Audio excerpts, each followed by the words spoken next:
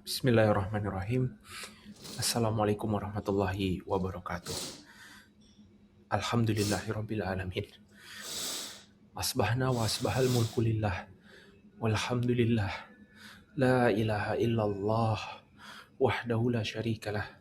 Lahul mulku wa lahul hamdu wa huwa ala kulli syai'in qadir. Alhamdulillahirabbil alamin. Segala puji syukur kehadirat Allah Subhanahu wa taala yang setiap harinya senantiasa membuat kita sadar betapa tidak memiliki apapunnya kita, betapa tidak sanggupnya kita menjaga apa yang kita inginkan, sehingga kita sadar bahwa hasbunallah wa ni'mal wakil, cukup bagi kita untuk bersandar kepada Allah Subhanahu wa taala. Karena jika tidak, sungguh kita adalah pribadi yang sangat lemah, yang bahkan tidak bisa menjaga apapun yang kita cintai. Kemarin sore papa pulang jam 3 lebih 15.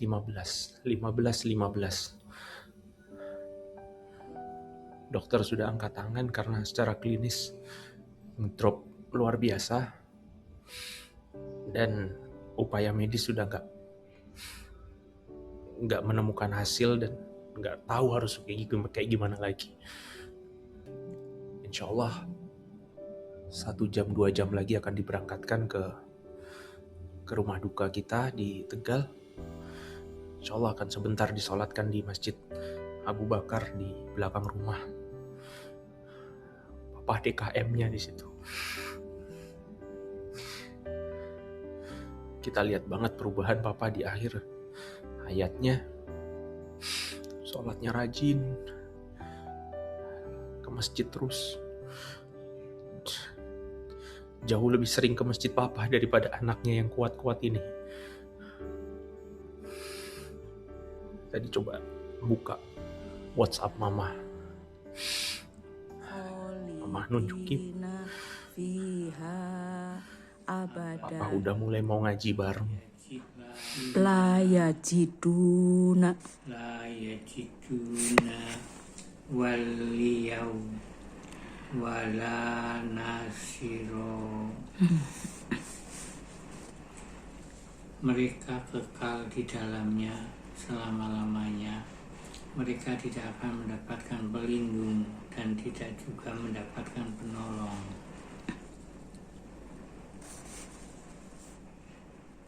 yauma tuqallabu wujuhuhum finnari yakuluna. Itu salah satu romantisme Mama sama Papa di hari-hari akhirnya yang bikin kami anak-anaknya pengen bisa sama pasangan kami semesra itu. Dengan segala yang bisa kita lakukan atas Islam yang kita punya, kita bareng-bareng ngejalaninnya pelan-pelan. Syukur bisa pergi bareng kayak Papa sama Mama. Saya yakin Papa ngerasa sih. Ngerasa gimana gak ngerasa ya. Bangun tidur di rumah sakit yang seharusnya dia berdua dengan orang yang dicintainya. Terus dia sendiri gitu. Sehari sendiri, 2 hari sendiri, 3 hari. Walaupun gak bisa komunikasi sama kita, saya yakin Papa ngerasa sih. Dan anak-anaknya ini kan bingung ngasih taunya gimana. Dengan kondisi Papa yang untuk komunikasi aja susah, kita jelas gak mungkin ngasih tahu kalau Mama gak ada. Tapi Allah punya caranya sendiri. Allah kepengen Papa langsung aja ketemu sama Mama. Tadi malam halu saya. Sebelum tidur tuh ngebayang, ngekhayal berdua video call sama Rahmi, istri saya. Papa ngobrol apa ya nanti kalau ketemu Mama ya? Loh, kok Mama ada di sini, kata Papa. Iya, Mama udah nungguin Papa dari kemarin.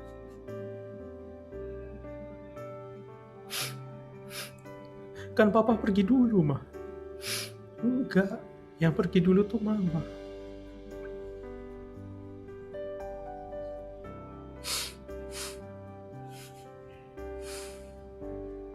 Terus mereka pelukan. Alhamdulillah, kakak saya berhasil nyari liang yang persis bersebelahan papa sama mama. Jadi saya ngebayangin mulai nanti malam mereka udah bisa pelukan lagi, bisa cubit-cubitan lagi.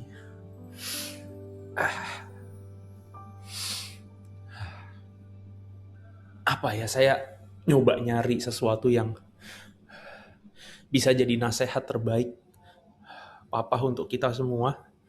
Sekali lagi harapannya ini bisa jadi amal jariah beliau. Tapi memang papa itu gak ngajarin aku, gak ngajarin saya, ngajarin anak-anaknya itu dengan kata-kata. Ingat dulu waktu saya sekolah gitu kan, didorong sama teman-teman kelas untuk jadi anggota OSIS gitu. Terus ikut pelatihannya kan, ada pelatihan pemilihan OSIS dan lain-lain.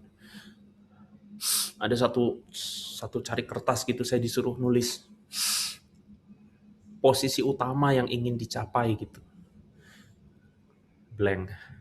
Terus kemudian posisi kedua jika posisi pertama tidak tercapai. Saya tanyakan ke papa, "Pak, enaknya jadi apa ya kalau di OSIS gitu?" SMA nih, SMA kelas 2 ya. Terus papa bilang, "Ya jadi ketua OSIS lah."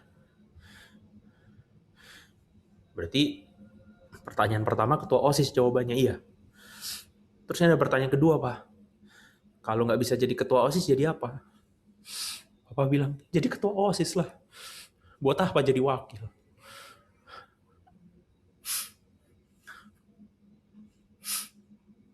Itu cara bapak saya ngajarin kepemimpinan ke saya. Iya, nggak perlu pakai hadis, walaupun ada. Rasulullah bilang, kulukum ra'in. Setiap kalian itu pemimpin. Kulukum, dan setiap kalian itu akan diminta pertanggungjawaban atas apa yang kamu pimpin gitu. Tapi nggak perlu pakai hadis itu. Apa cuma ngasih tahu ya kamu harus jadi ketua gitu. Kamu harus jadi pemimpinnya gitu. Gara-gara itu saya dipelonco sama kakak kelas saya. Ada yang nanya, gimana rasanya 1 minggu tiba-tiba jadi yatim piatu lagi, dan nggak bisa ngapa-ngapain kan, pulang nggak bisa, video call juga nggak bisa komunikasi.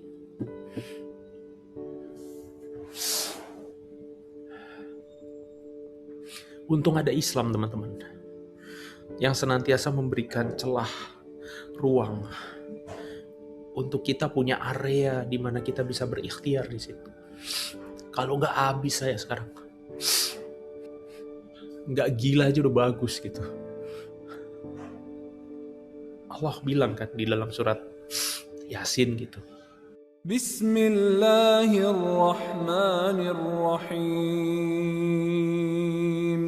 Inna nahnu nuhyil mauta wa naktubu ma qaddamu wa atharahum wa kulla shay'in ahsaynahu fi imamin mubin. Inna nahnu nuhyil mauta wa naktubu ma qaddamu wa atharahum. Semua orang mati itu putus, selesai gitu. Tapi Allah bilang wa atharahum, tetapi ada bekas-bekas dia yang terus dicatat, ada jejak-jejaknya. Maka jejak ini Rasulullah jelaskan dalam sebuah riwayat hadis bahwa putus semua amal manusia ketika dia meninggal kecuali 3. Ada sedekah jariyah, ada ilmu yang bermanfaat, dan yang ketiga anak soleh yang mendoakan orang tua. Maka disinilah celah saya masih punya harapan. Celah saya nggak jadi gila. Karena kalau betul-betul ini putus, gak ada lagi kesempatan, gak ada lagi akhirat tempat kita kemudian bisa ketemu orang-orang yang kita cintai, dan gak ada asar yang kita bisa upayakan tadi, saya gak tahu harus ngapain lagi. Tapi Allah kasih saya peluang bahwa papa sama mama masih akan terus bisa beramal soleh, masih akan terus bisa menambah pundi-pundi pahala dia dengan 3 peluang tadi. Sedekah jariyah, berarti apapun yang disedekahkan mama sama papa, kalau itu bentuknya fisik, misalkan let's say masjid, kita rawat masjidnya, itu akan jadi pahala untuk orang tua kita. Kita coba terus alirkan beberapa aset wakaf yang kemudian almarhum dan almarhumah punya, itu bisa jadi pahala jariyah. Yang kedua, ilmunya yang bermanfaat. Dan itu satu-satunya alasan saya bikin video ini dan video yang kemarin. Video yang kemarin untuk ngasih tahu ke teman-teman bahwa mama berpesan, jadilah orang yang siap pulang. Video hari ini, papa pesan, jadilah pemimpin yang baik. Ada orang di dunia ini yang satu harinya dia bisa ngurus perusahaan dengan ribuan karyawan, atau dia bisa ngurus negara dengan jutaan rakyat. Ada. Tapi ada satu orang di dunia ini yang ngurusin dirinya sendiri saja dia nggak bisa. Itu juga ada. Maka ingat kalian pemimpin. Dan kalian akan dimintai pertanggungjawaban atas apa yang kalian pimpin. Minimal itu adalah diri kalian sendiri. Minimal bagaimana cara kalian memimpin mata kalian agar nggak maksiat. Telinga kalian agar nggak maksiat. Badan kalian agar tidak melangkah ke tempat maksiat. Pikiran kalian agar tidak bermaksiat. Karena yang paling kuat kata Rasulullah bukan yang jago gulat, tapi yang dia bisa mengatur, mengolah emosinya dia, mengatur hawa nafsunya dia, melawan apapun yang dia inginkan untuk dia pupuskan menjadi apapun yang Allah inginkan. Kenapa saya lakuin ini? Karena yang kedua tadi, ilmu yang bermanfaat. Maka ketika ada pesan, ketika ada nasihat, ketika ada ilmu yang kemudian orang tua saya titipkan, maka menyebarkan itu menjadi sesuatu yang bisa menjadikan saya mengupayakan terusnya amal jariyah untuk orang tua saya. Dan yang ketiga, anak soleh yang mendoakan orang tua. Syaratnya 2. Yang pertama dia soleh. Yang kedua dia mau mendoakan orang tuanya. Di mana dalam dunia parenting, penggalan hadis ini sangat bermakna. Karena anak soleh yang mendoakan orang tua, itu tidak akan mungkin tercapai apabila, kecuali orang tuanya sayang sama anaknya. Karena kalau sampai anaknya ini kemudian mau doain orang tua, kan berarti anaknya sayang sama orang tuanya. Nah kalau anaknya sayang sama orang tuanya, nggak mungkin orang tuanya nggak sayang sama anaknya.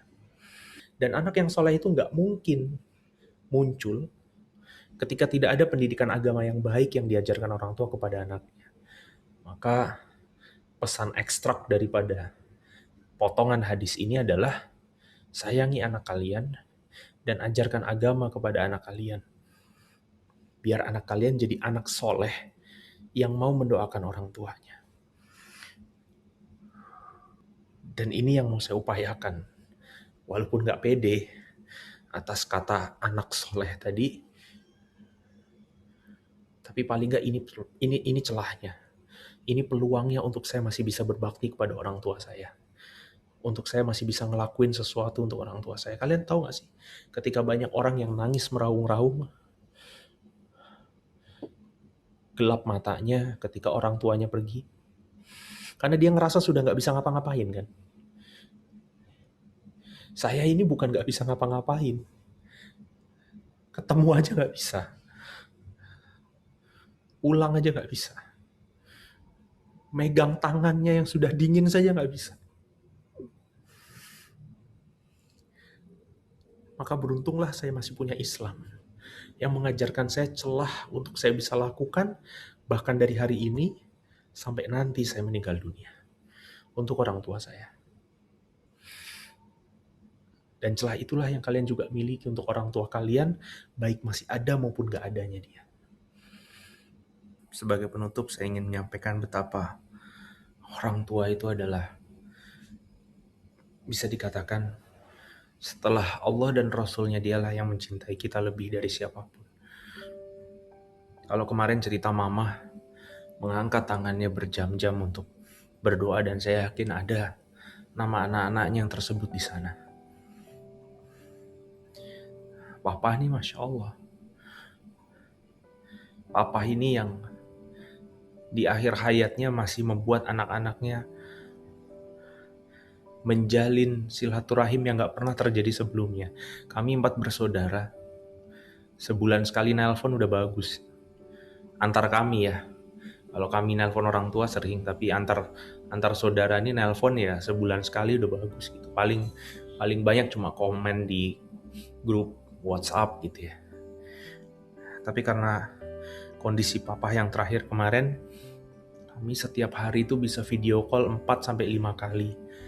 Koordinasi, ngobrol, nanya kabar, saling ngingetin, saling ngirimin suplemen, saling ngirimin obat, saling ngasih tips. Rapet dari hari pertama papa masuk rumah sakit, bahkan di akhirnya itu memang Allah tunjukkan kembali kepada saya betapa Allah ingin memperlihatkan kekuasaannya ya. Papa itu di kondisi saturasi turun itu, napas sampai gitu. Itu cuma bisa tenang kalau dibacain Quran. Maka jadilah 4 bersaudara ini baca Quran bergantian untuk gak putus dengerin ke papa, karena kalau berhenti dibacakan Quran nanti gelisah lagi. Insya Allah. Jadi sampai di akhir hayatnya pun bapak saya masih ingin mengajarkan kepada anak-anaknya, ayo kalian pada rukun, pada baca Quran, pada deket sama Allah. Malam terakhir kami video call, kita berempat bergantian, juga dengan menantu-menantunya, membacakan Al-Quran sampai sekitar jam 11 malam. Alhamdulillah sekitar jam 12 papa sudah bisa tenang dan tertidur.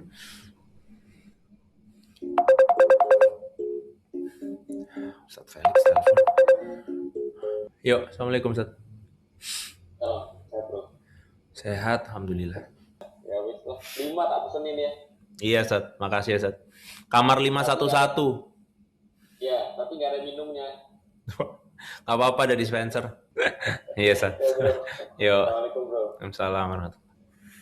Ustaz Felix katanya mau ngirimin mie ayam paling enak sedunia. Alhamdulillah. Ya gitu cara dia care sama muridnya. Oke, udah. Intinya gitu. Intinya saya cuma mau menyampaikan betapa orang tua tuh Masya Allah sampai di detik terakhir aja masih ngajarin anaknya untuk berukhuwah, untuk dekat sama Allah, untuk dekat sama Quran.